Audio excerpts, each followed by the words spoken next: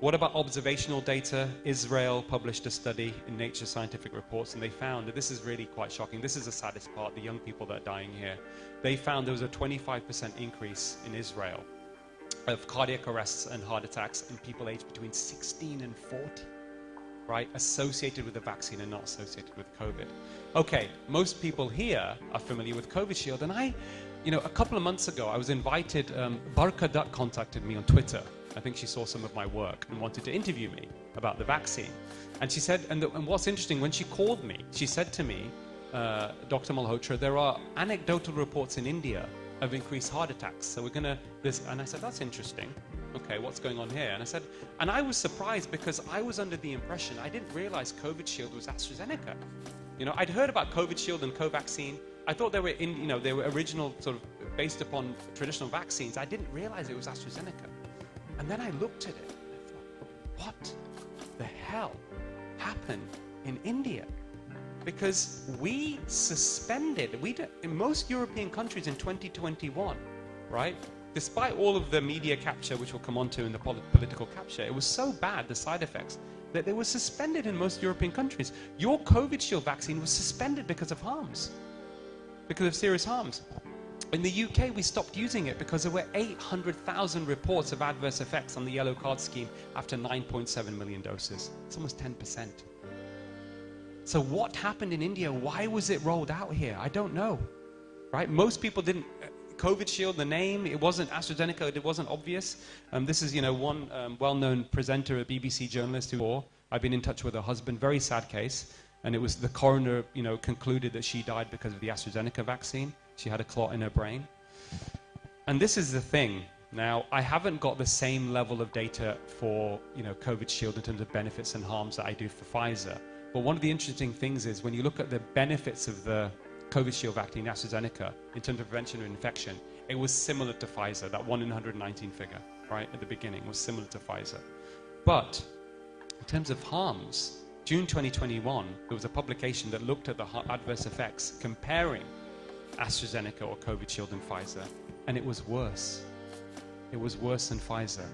And what they found was we compared severe adverse events, frequency after vaccination with virus-based vaccines, etc., higher coagulation disorders, arterial, cardiac, and nervous system side effect frequency, and they found that the serious adverse event related death frequency was higher with COVID Shield than it was with Pfizer. Okay, so I think, I'm hearing all these reports. I've been speaking to people in India since I've been here, and I think what needs to be, and I've said this before with Pfizer, I think all unexpected strokes, cardiac arrests, heart attacks, right, that are happening in people or in India is because of COVID Shield until proven otherwise. Yeah, I think we have to start getting people to think that way. Until proven otherwise, it doesn't mean there aren't other causes. The default thinking now has to be this. That has to be the way we approach this. So what's at the heart? Let's go the causes of the causes. We're getting towards the end of the talk now. So what are the causes of the causes? So you have to understand something called the commercial determinants of health, right? So these are strategies and approaches adopted by the private sector to promote products and choices that are detrimental or damaging to health. And you can apply this to the food industry, right, with ultra-processed food and the way they market foods as healthy when they have the opposite effect on your health, for example. And of course, these are big drivers of what happens downstream in terms of people's health.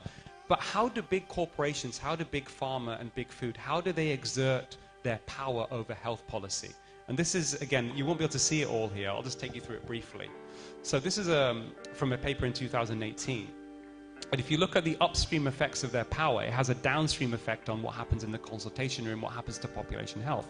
So they exert their power in 3 different dimensions. A one-dimensional view is power over decision-making and control of the political agenda. So they lobby politicians, they can donate money for campaigns to politicians, for example, right? And that can obviously affect policies, right? Mandates, all that stuff that we saw was nonsense. Preference shaping, right? Capture of the media. In the United States, 80% of the media is owned by 7 big corporations, essentially, okay? Broadcast and print media. Philanthropic organizations, the Bill and Melinda Gates Foundation, yeah? Okay, Bill Gates heavily invested stocks in McDonald's, Coca-Cola, and the pharmaceutical industry. He's the 2nd biggest funder to the World Health Organization. Margaret Chan, the former director of the WHO, only recently said 70% of the funding from the WHO now comes with strings attached, right? When I was doing my investigation on sugar, I'm known in the UK as well as being, bringing about a sugary drinks tax and highlighting the harms of excess sugar. When I was doing my investigation there, and we ultimately influenced the WHO, by the way, to change their guidelines, I found that in 2003, the World Health Organization was about to do a big announcement saying sugar is actually, the amount of consumption of sugar is very harmful across the world, and people need to reduce their sugar consumption, right, on the data that was available at the time. And they didn't do it. You know why they didn't do it? Because George Bush's government, American government, threatened to withdraw funding from the WHO if they did that, because they were getting lobbied by Coca-Cola. Right? So this is a big problem. This is a really big problem.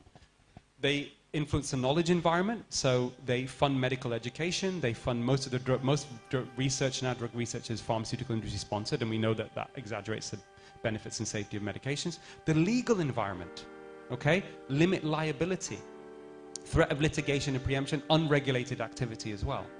So they influence the legal environment, and then they have the extra legal environment, opposition fragmentation, okay, tax evasion, opposition fragmentation. What that means is they target public health advocates, they smear them, they deplatform them, they harass them, people who call out, their misdemeanors, right? And this is how they do it, and this is how they exert their power, and it has a massive impact. And most people aren't aware of these problems, right? So, they also have this three-dimensional view, the power to avert conflict and keep conflict hidden or latent. You're not hearing about in the mainstream media because they are controlling the narrative, right? And that is keeping conflict between the interests of the powerful and those over whom power is exerted hidden. Because if something becomes a public issue in the mainstream, you are here, you're enlightened, right? You're angry, you want to do something about it. Imagine if everybody was aware of what you're aware, right? The industry do not want that to get out, that truth to get out, right? The general population don't know what's happening, and they don't even know that they don't know. So corporate power needs to be a public health priority. And just to give you an example of I think probably what's happened, right? I think probably what's happened with Pfizer, maybe even AstraZeneca, is I think they knew when it was rolled out. Vioxx was a drug that was promoted in the early 2000s. And it was found, Merck was a drug company, they were found to have committed fraud, and they were fined $950 million in 2011. And when the litigation was going on, because it ultimately caused about 60,000 heart attacks, it doubled the risk of heart attacks, internal emails revealed that the chief scientist of Merck had basically said, in an internal email, when the drug was being approved, it's a shame that the cardiovascular effect is there, but the drug will do well and we will do well. What do you call that kind of behavior? Right? Well, yeah, somebody said it already, got it correct. Psychopathic, right? It is. And actually, this is not me being inflammatory, right? This is evidence-based opinion here. This is from Robert Hare, forensic psychologist, who says often drug companies and big corporations, when they conduct their business, they behave like they fulfill criteria for psychopathy. Callous, unconcerned for the feelings of others, reckless disregard for the safety of others, deceitfulness, repeated lying, and conning others for profit. That's what we're talking about. And Anthony Fauci kept talking about trust the science, right? Trust the science. Trust the science, the most unscientific statement I've ever heard. What he meant in effect, although I don't think he deliberately meant this, but in effect he was saying, trust the psychopath. And that has been a very, very bad idea, hasn't it? And then social media, deplatforming, censorship on social media. Facebook partnered with Merck, the same company that was responsible for the Vioxx scandal, to control health misinformation on their platform.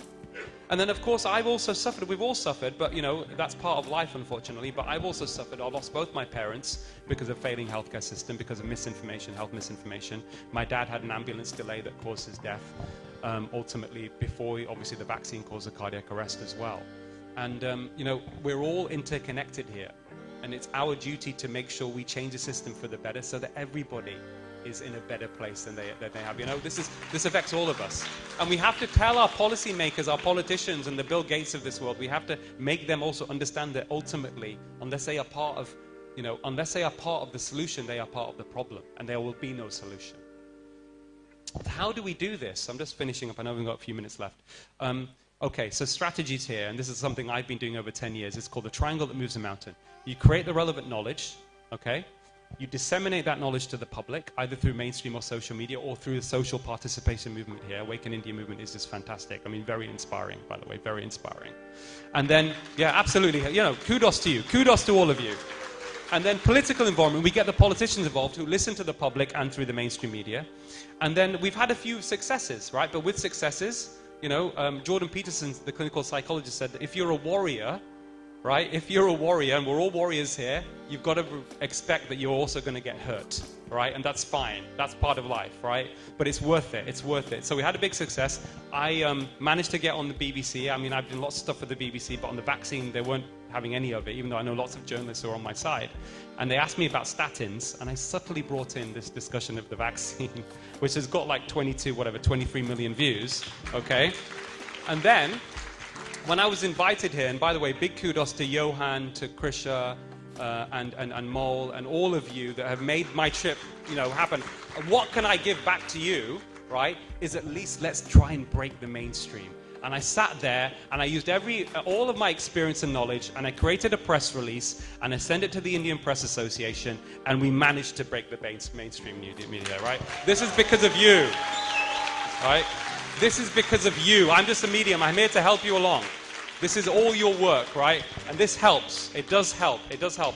But we have to also realize in this process, right, public health advocacy, that, you know, how do we approach this with doctors? Well, doctors need to realize when we make mistakes, we admit we've made mistakes, and our patients trust us more, and we move on, and we understand what's going on. And at the moment, the longer they are in denial, the medical establishment, the worse the problem is going to get, right? And there are lots of, media attention on a public health issue is going to be more effective often than private advocacy, but we keep doing both. It's really important. But also, you have to grow a rhinoceros hide when you're a public health advocate, right? Because as soon as your work threatens, as soon as your work threatens an industry or an ideology, you will be attacked. You will be attacked sometimes unrelentingly and viciously. And not long after that BBC News interview, that's it. The Guardian and the Times went from me. I was accused of BBC criticized for letting cardiologists hijack interview with false COVID jab claim, right? But for me, this is a sign of success. When I did my paper, I said, as soon as I get hit, I know we are winning, right? Gandhiji said, first they ignore you, then they laugh at you, then they fight you, then you win, right? So that's where we're going now, okay? So just finishing up here, there are lots of things that can be done from a policy perspective, but really what we need to do if we're going to win this battle, right? So the bottom line of public health, the field of public health medicine has to dissociate its financial relationships with the drug industry. No more, enough now. People are not getting independent information, and we're seeing how much damage that's doing to the population. Abraham Lincoln, this is something that, you know, the East India Company, British colonialism was actually corporate tyranny. That's what it was. That was really behind it. When America was founded, it was founded on the principles to dissociate itself from the East India Company, from British colonialism, from corporate tyranny. This has been going on for years. It's been, you know, peaks and troughs. And Abraham Lincoln said, I see in the near future a crisis approaching that unnerves me and causes me to tremble for the safety of my country. Corporations have been enthroned, and an era of corruption in high places will follow, and the money power of the country will endeavor to prolong its reign by working upon all the prejudices of the people until all the wealth is aggregated in a few hands and the republic is destroyed. So what do we do also as individuals? We have to change the culture, moving away from materialism, right? Back to what it means to be human. What does it mean to be human? More spiritualism. We put more value on emphasis on relationships, on honesty, on integrity, not on material goods. This is also a cultural problem, right? And that's what we need to think about. And Robert Kennedy, the late Robert Kennedy, he had it right. And and I've lost my, Robert Kennedy also said this, that we need to put more emphasis really on children's education, the quality of their education or the joy of their play. So the gross national product does not allow for these, the health of our children, right? Does not include the beauty of our poetry or the strength of our marriages, the intelligence of our public debate or the integrity of our public officials. It measures neither our wit nor our courage, neither our wisdom nor our learning, neither our compassion nor our devotion to our country. It measures everything, in short, except which makes life worthwhile. Let's go back to remembering basic values. The most important thing is we have to act virtuously, okay? Ancient wisdom, Socrates, the Buddha, This is what we're talking about. And of all the virtues that we have to think about when it comes to our own behavior, courage is the most important of all the virtues, because without courage, you can't practice any other virtue consistently. Okay? And Gandhi said, he said many beautiful quotes. One of the things he also said is, even if you're a minority of one, the truth is the truth. We're no longer a minority of one. We are an army, and we are growing. And we are going towards a new world order here, right? But he was right. It is health that is the real wealth, not pieces of gold and silver. Let's keep going. Let's rise up against this organization of misery. And remember, we need to keep shouting and making noise, because right's only won by those that make their voices heard. Hope is never silent. Thank you very much. Thank you.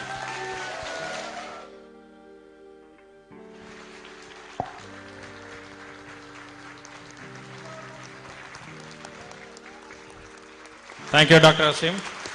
Very, very, very good lecture. And thank you for enlightening us. A full house for you. Thank you.